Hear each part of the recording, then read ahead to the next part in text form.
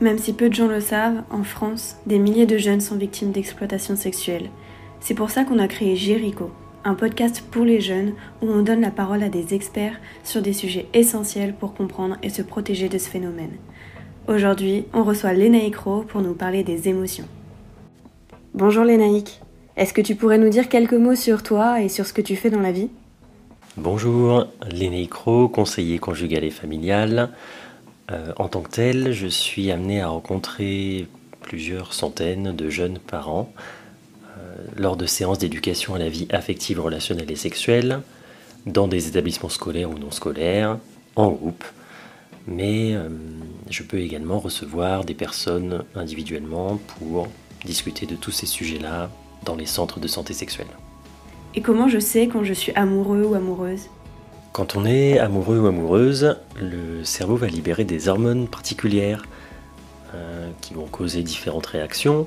La noradrénaline qui va aiguiser la perception, la dopamine qui procure des sensations de plaisir, les endorphines qui augmentent le sentiment de bien-être et l'ocytocine qui est responsable de l'attachement. Ces hormones vont également causer des réactions physiologiques, l'accélération du pouls, le teint qui rougit, la transpiration, avoir les mains moites par exemple, ou une sensation de légèreté ou de tension au niveau du ventre quand on est avec la personne dont on est amoureux. Si on se concentre sur les émotions qu'on ressent, ça donne quoi ? En termes d'émotions, on peut constater une augmentation de l'intensité des ressentis.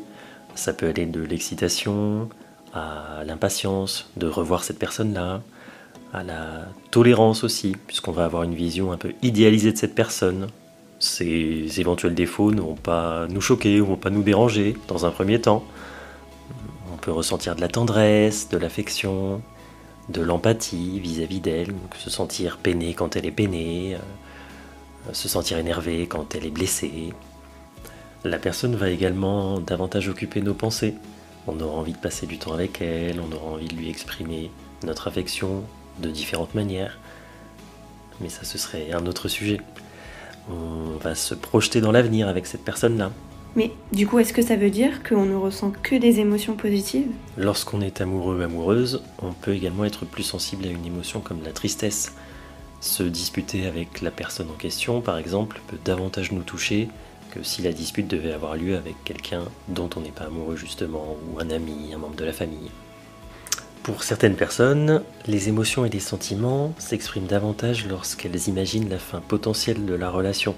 C'est-à-dire qu'on va ressentir de l'inquiétude par rapport à la rupture. On peut se dire par exemple, je ne sais pas ce que je ferais si il ou elle me quittait.